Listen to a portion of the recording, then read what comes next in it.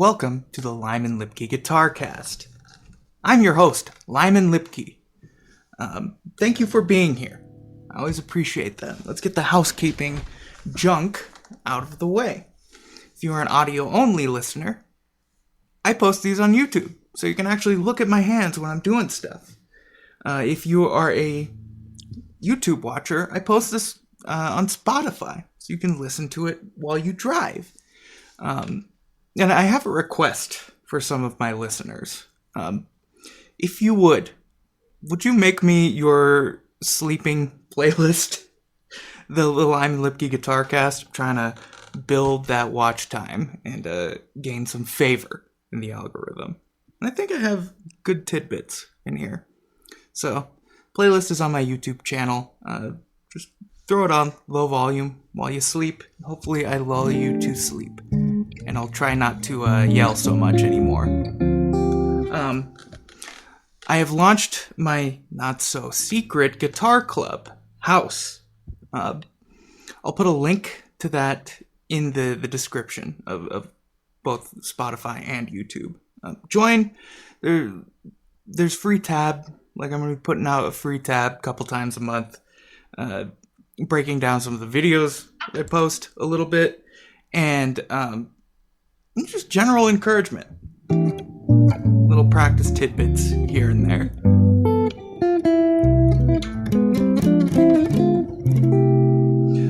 Still got openings for lessons.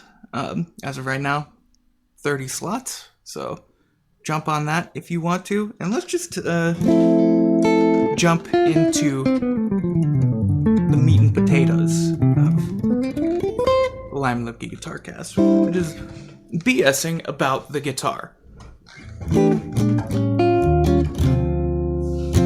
So I've got the 7-string today, the 7-string problem child. I've spoken about that in a previous episode. It's still performing well. We'll see how she does.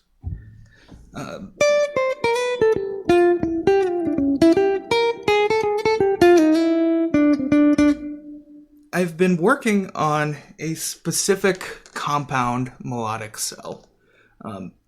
And for those of you who don't know, a melodic cell is a group of notes that you can shift, either diatonically or chromatically. So here's like something that could be a chromatic diatonics or chromatic melodic cell. Make that a melodic cell.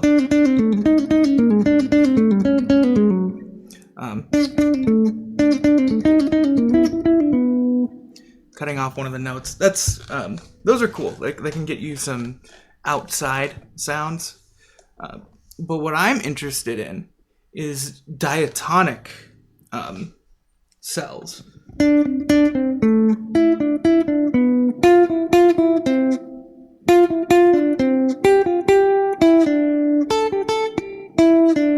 So the contour, the interval, the intervallic relationships stay the same. So this is a step, and not specifying if it's a whole step or a half step. Step, step, down a third, down a step. Then I would sort of diatonically shift that. So steps, down a third, down a step. Steps, down a third, down a step. Steps, down a third, steps. That's a simple diatonic melodic cell, and that's how they work. They sort of snap to the diatonic intervals. And I like them with chromaticism because we have to incorporate our systems of chromaticism. Sorry, I coughed. So with our melodic cells, or diatonic melodic cells, with chromaticism, we have to incorporate our systems of chromaticism. What are those? I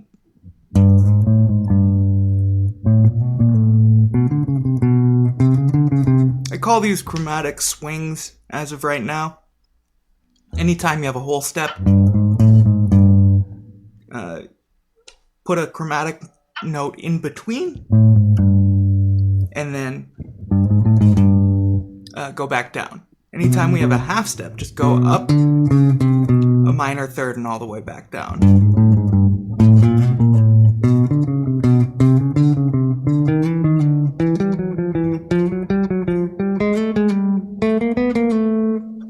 So that's repeatable in the major scale, no matter what sort of interval we're on. Like if there's a whole step or a half step. We've also got our Barry Harris chromatic scale.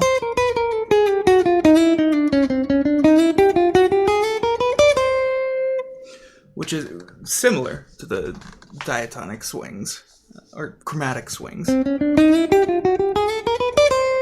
It's basically a chromatic scale where we're putting all of the diatonic tones on downbeats. So 1 and 2 and 3. Got a problem right here. It's a half step. There's no tone in between in 12-tone equal temperament that we can put there. So we'll use a rhythmic placeholder, and it changes on depending on whether we're ascending or descending. So if we're ascending, the rhythmic placeholder will be a diatonic step above. 1 and 2 and 3 and 4. So that lands us on a beat.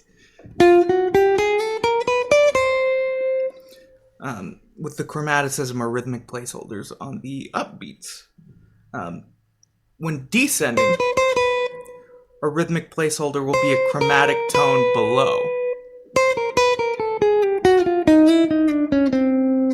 So with these compound melodic cells, I could put something like one tone of Barry Harris chromatic.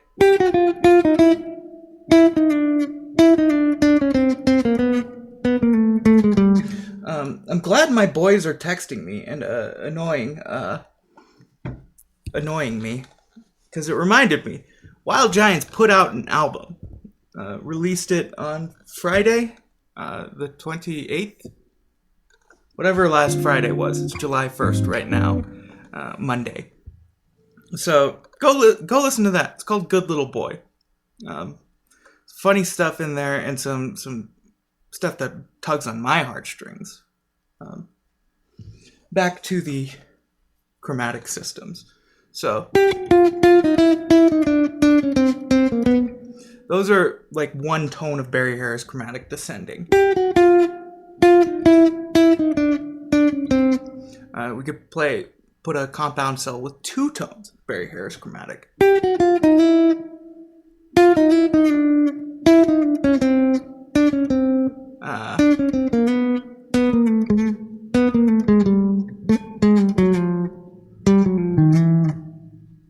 Etc.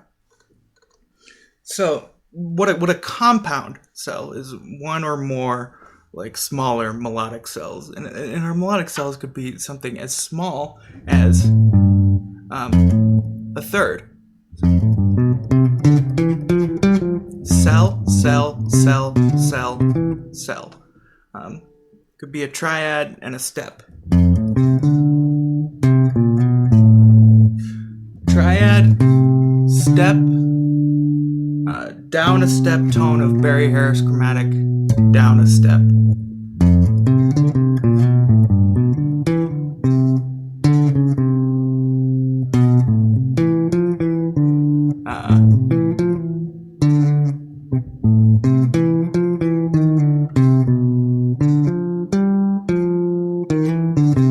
I've never played that compound cell before.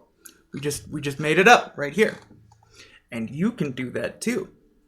Small little melodic ideas that are repeatable. And you can fit on any degree of the major scale. Here's a long compound cell.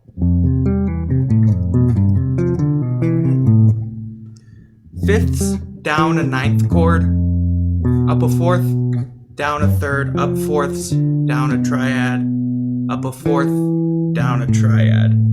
That's spits us out one note above where we started.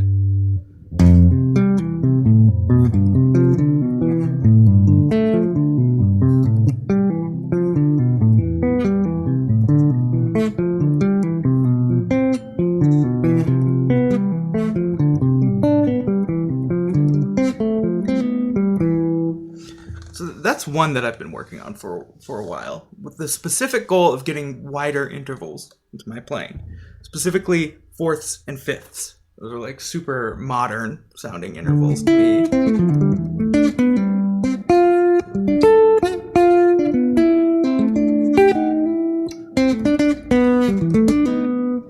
And those things are starting to show up in my playing a little bit. I've been working on these cells for about a year and a half. Not as diligently as I should be, but it's starting to show up, and my theory has proven correct. If you work diligently on something, it'll show up in your playing freely in about a year. If I would have worked more diligently on this, it'd be in my playing integrated about 6 months ago. Now, that's fourths and fifths. So I want intervals that are even wider than that. So what's wider than a fifth? What's one bigger than 5? 6. Sixths. And this is something I hear all the time.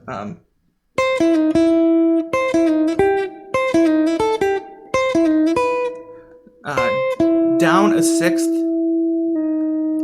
chromatic tone below, back up. So that is a little melodic cell.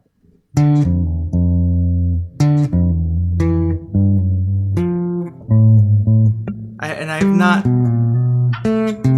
run these cells in isolation like this. And the more I think about it, like, that's what I probably should have done. However, there are some interesting things that happen with the fingerings on these. So I wanted to create a little line in context that would, that's stuff that I cells that I'm familiar with, to throw these into. So that little cell.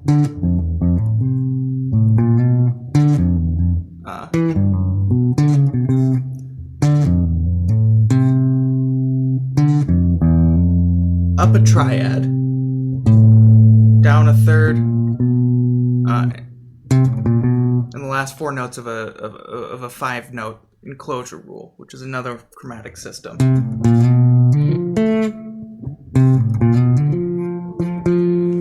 I think my chord is going bad.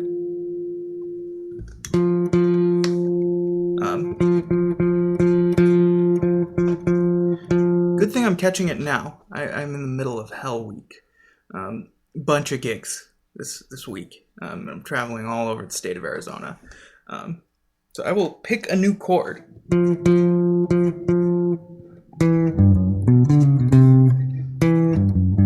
Our little 6th line, triad, into enclosure,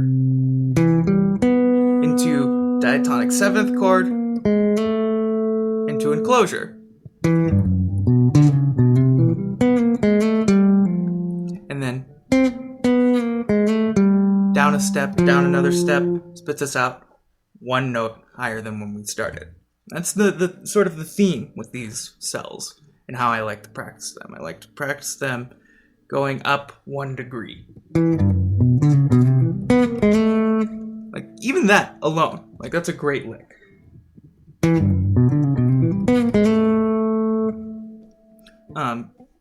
So I want all of it. I want all of the available places to play that lick on the guitar in all of the degrees of the major scale.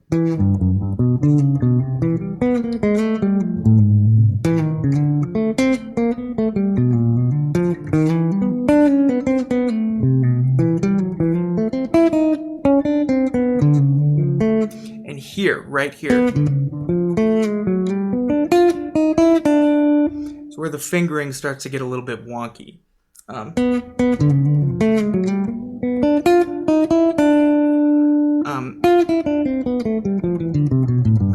in the 4th position of C major starting on F, 3 notes per string.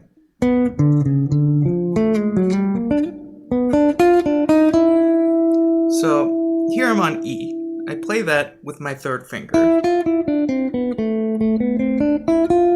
I like to keep fingers where they generally like to belong, in their 3-note per string framework. So, third finger goes here. Like, that's where it happens to land, in this position. First finger goes here. That's where it happens to land in this position. But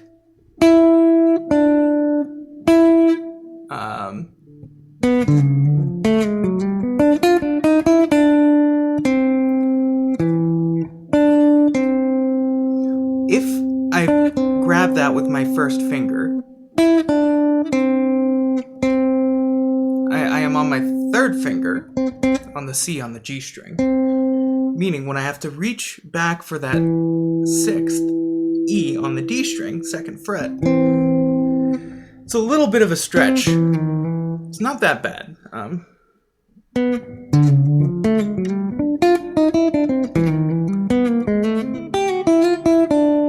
However, like, grabbing this D with...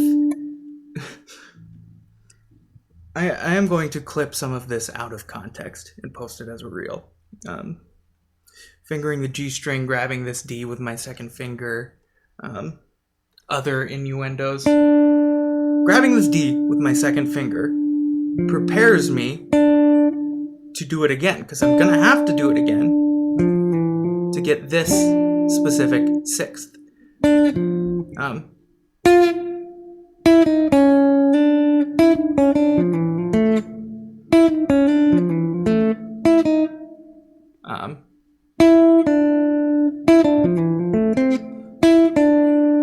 Because if I just play it normally, if I grab the D with my first finger, I have to be in a bar shape to grab this F.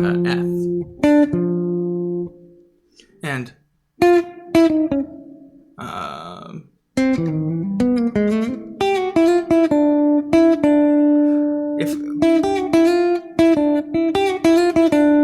if I'm playing that in closure, I have not practiced landing in a bar shape.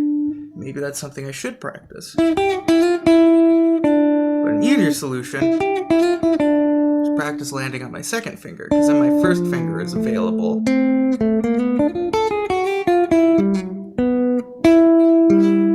And here, 3rd finger goes here, 3rd finger goes here. I'd have to land in a bar shape again. But I can reach this note with my 2nd finger, slide it down, and then put the finger back where it belongs.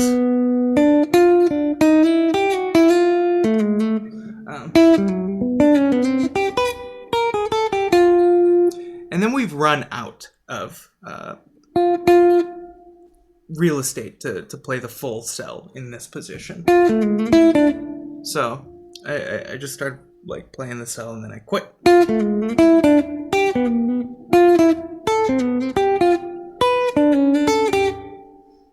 And there you have it. Like, I'm getting this sort of idea on every possible degree where it's available in this specific position. So, I've got this concept called formational pairs for positioning. I've got my finger formation concept, which I break down in my video on scales. Anyone can play scales.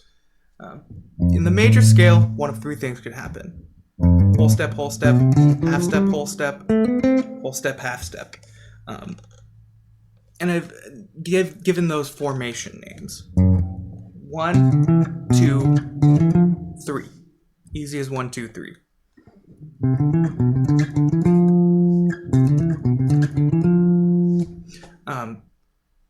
And a formational pair is 2 formations across 2 strings. So anytime I move, like I have to move up a fret, I call that a plus. So this formational pair is 1 plus 2, 2 plus 2, 2 plus 3. And I actually analyzed all of the formational pairs in the major scale on the guitar. And what I discovered is on the strings tuned in fourths, so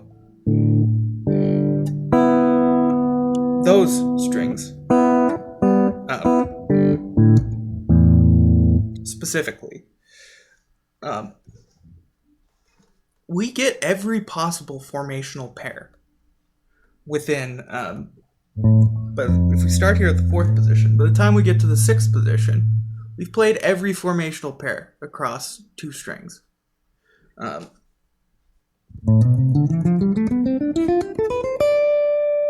So we're pretty much ready to go on anything that happens on a string tuned in 4ths, and we're not even halfway through the positions. This one throws a wrench into everything. So I'll just play through all the formational pairs. 1 plus 2, 1, 1, 3, 1, 3, 3, 2, 3, 2, 2. Those are all the formational pairs. There's 6 of them. And the formational pairs across the G and B strings are actually going to be the same. We just add an additional plus. So everything has a plus except that 1 plus 2 becomes 1 plus plus 2. So that's where you're going to run into all the problems. And I said it before, like, it grinds my gears. Like, you play the same thing over and over again. I am not happy with this cable. This is starting to actually upset me.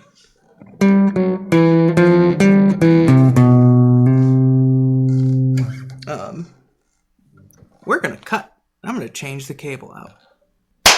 It's not the cable. It's the pickup. So, either this pickup is going to have to get repotted, or I'm going to have an excuse to wind a new 7-string pickup, which is exciting, because I've been wanting to do that.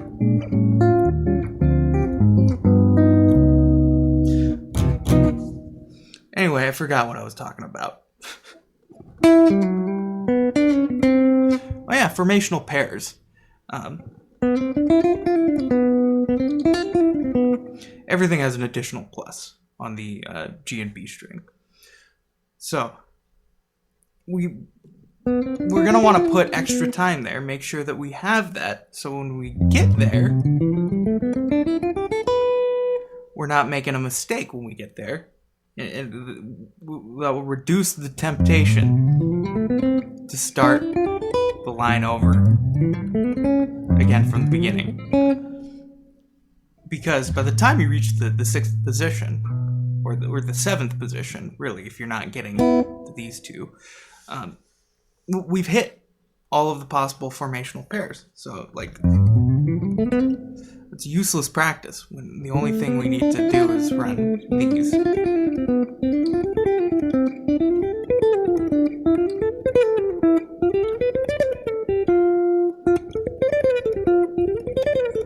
That was always the hardest one for me. The 1 plus plus 2.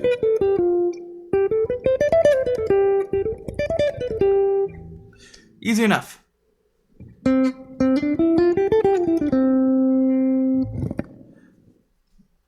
So,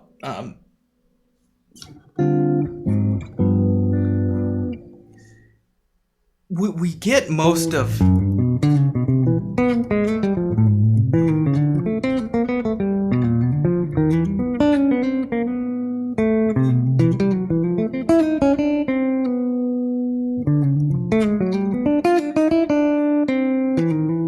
what we need out of this exercise on the strings tuned in 4ths.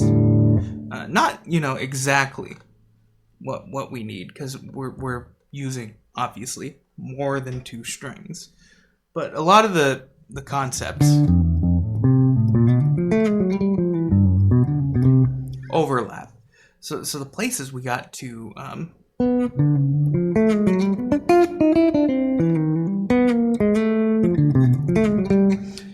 pay special attention to anytime we cross the B string.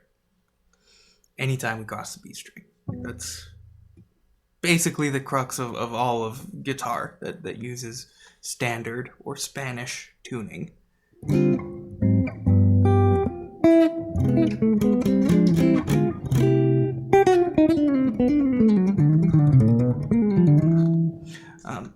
One final thing on this melodic cell.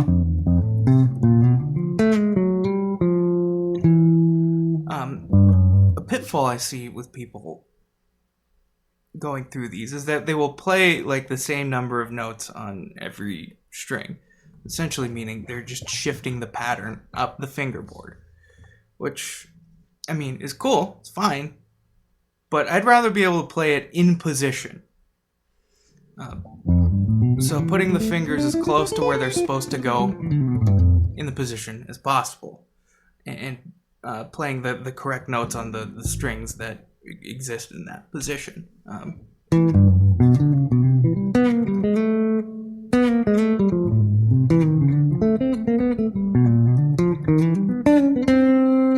This is going to get me a more complete picture of the idea, of the line.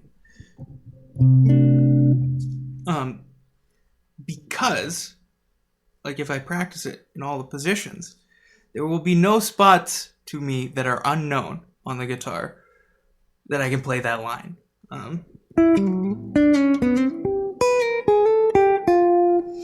There are tons of spots that are unknown to me because I haven't gone through all the positions yet.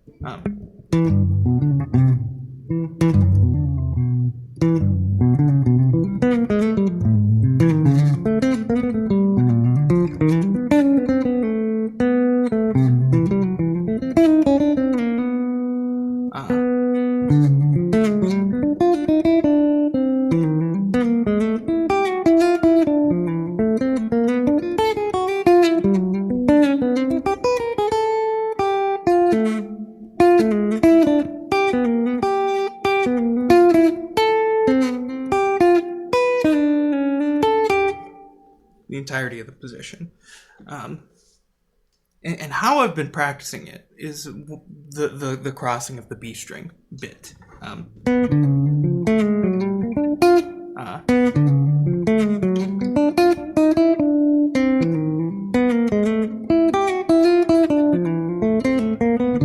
So since that lands on a downbeat, I can just restart the lick or that section because I've played. That's the first part of the line. So I've created a little loop for myself by finding the note I start on and a good note that I can end on that happens to be the same.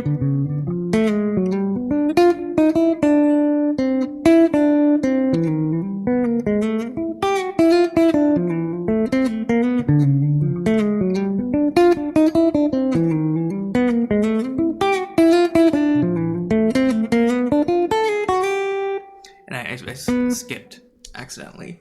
And for you video people, you saw I was grabbing this note with my third finger. So that is a viable fingering.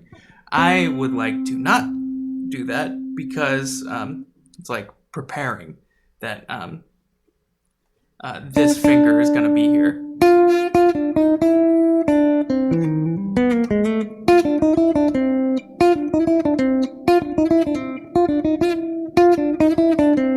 So I can break it down even further.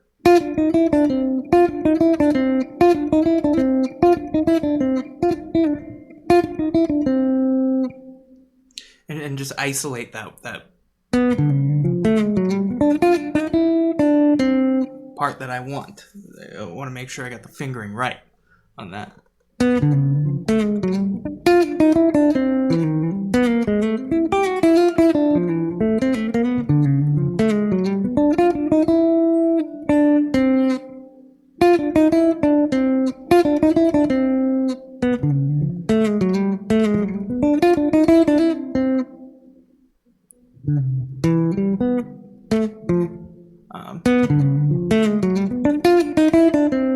The great thing about compound cells, because they're made up of smaller melodic cells, I can pick any starting place, like the diatonic 7th chord.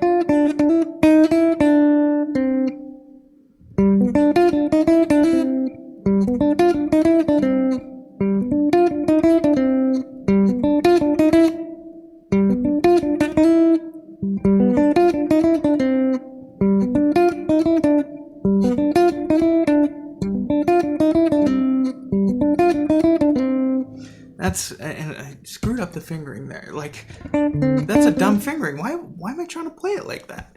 And that's what practice sounds like. Honestly, like, if I wasn't on the podcast, I'd probably be practicing it a little bit slower, but just to, save time, save your valuable time, I'm just...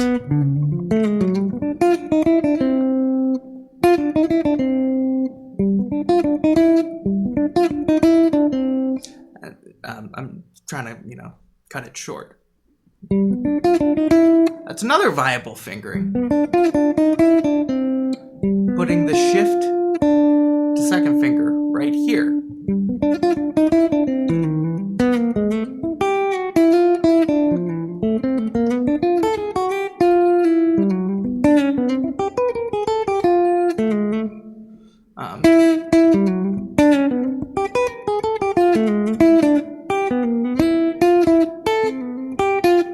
I'm probably just going to go through that little bit in all the positions.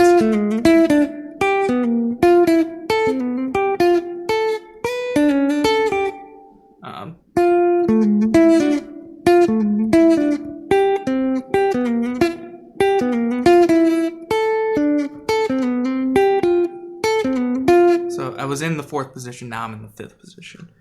You get the idea. I want sixths in my playing, so that is a compound cell that I composed. That I can run through all of the sixths and all of that.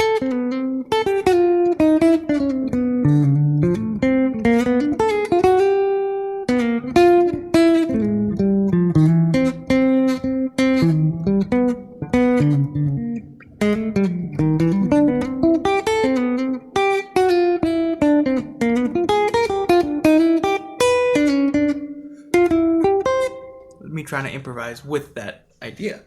And it's already, starting to take shapes in my playing more than it was before, which was next to zero. So that's my bit on like chromatic cells, melodic cells, diatonic cells, and chromaticism, and positionally. So that's kind of a long cell. 1 and 2 and 3 and 4 and 1 and 2 and 3 and 4 and... It's a 2-bar chromatic or melodic cell.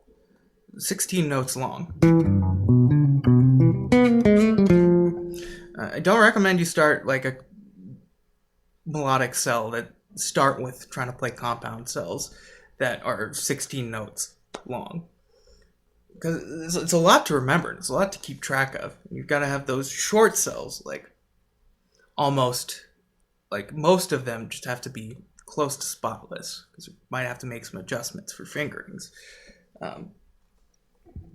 But like if you want to, play a compound cell, like start small, like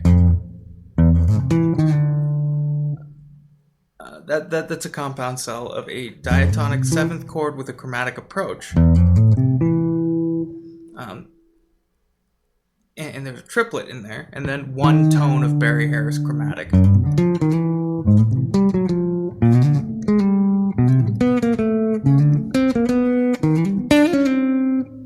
That's a simpler compound cell to get started with.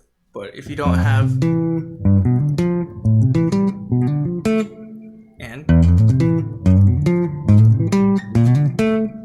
and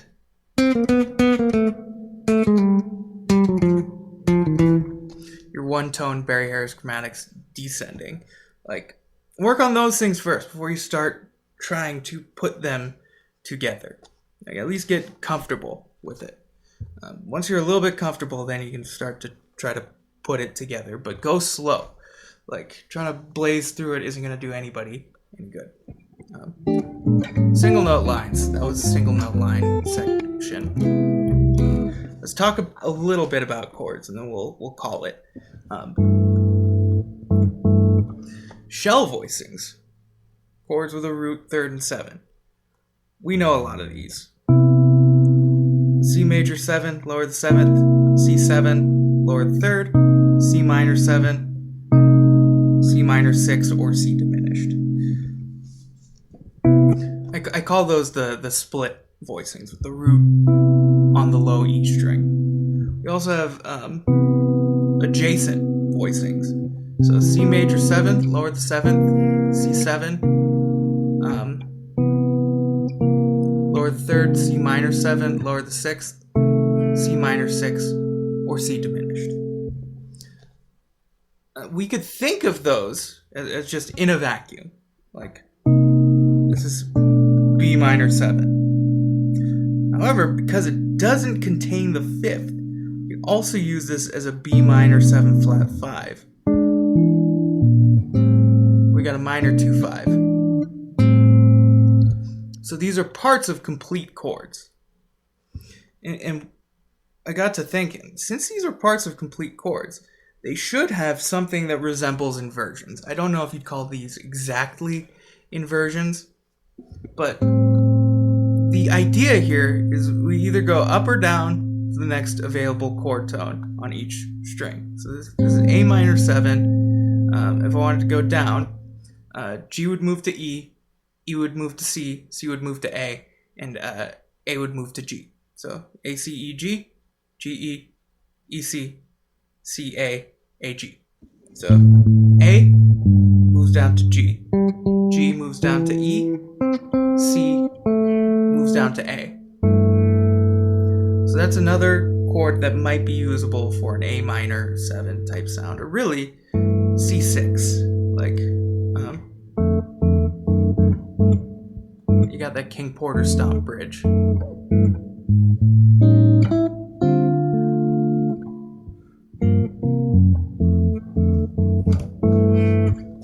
And we've got an inversion for all of them. Inversion-like thing. So if I take this A minor 7, A moves up to C, G would move up to A, C would move up to E. This is something that could be used over A minor or C6. A minor or C6. Like, these two really belong to C, and this one belongs to A. I feel like I get away with this one belonging to both.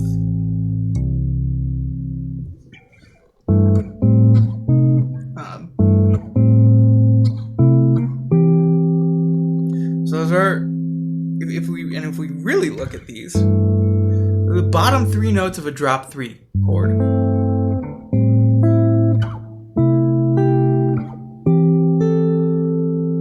Meaning if we know our 6 diminished scale in drop 3s, we can play this as a 6 diminished scale.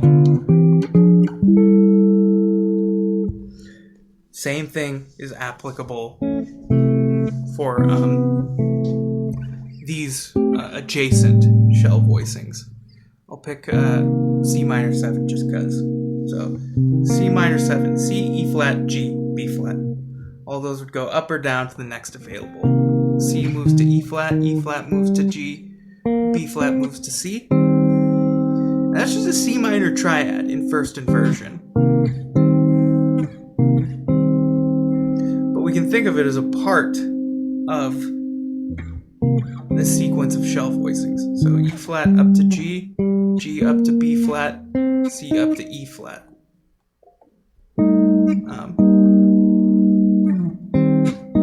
And that's just an E flat major triad in first inversion. C minor, E flat. Put those 2 chords together, you get C minor 7. We've got one more. G moves up to B flat, C moves up to, or B flat moves up to G, C, E flat moves up to G. So useful for like if you're walking bass.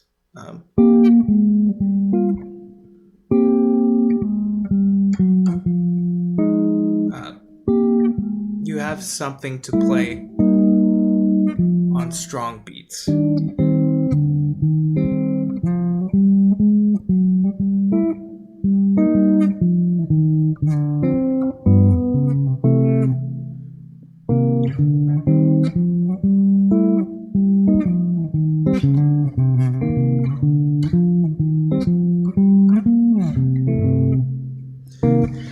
keep wanting to grab C6 rather than C minor 7. So those are completely usable chords. And there's applications for these in contrary motion.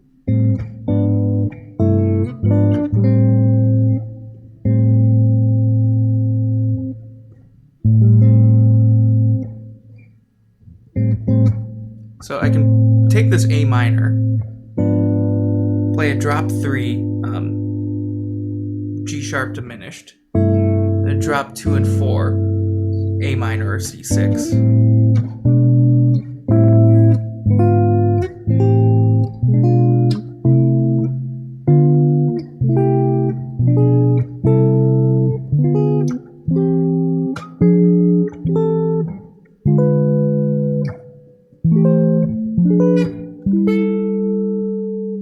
So those are real easy contrary motion ideas. I mean, these two come from drop 3, and then just drop 2 and 4. So when you drop 3s, drop 2 and 4s. Play less of one, go down, play the whole thing, and then go down and play a drop 2 and 4.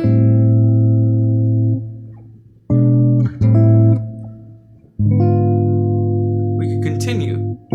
Play something like drop 2 with the soprano double in the bass, and then we could play our extra wide.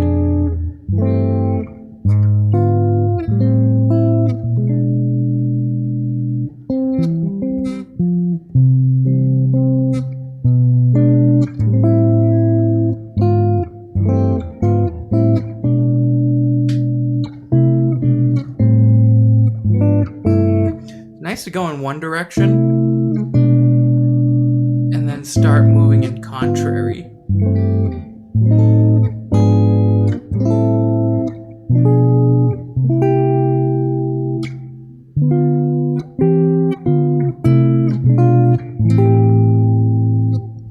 Those are useful ideas for, just getting more chords into your arsenal. Yeah, that's it. I'm going to call it. I'm in the middle of Hell Week, prepping for gigs all across the state. But we'll be back with more ramblings next Monday, and I'm still going to answer your questions on Thursday. So leave those questions in the comments, please. If you're interested in studying with me, you can reach out for a lesson. Please consider making me your sleep playlist so I can farm that watch time. There's probably something against terms of service about that, but I mean, I've listened to YouTube to fall asleep since 2009, and it's becoming more and more socially acceptable, more common occurrence. People have sleep videos and sleep playlists. So I've been giving people my sleepy watch time, and I would appreciate if you have some spare internet to donate. If you would allow me to be your tour guide to La La Land. This is a little bit of a strange one. I'll see you Thursday.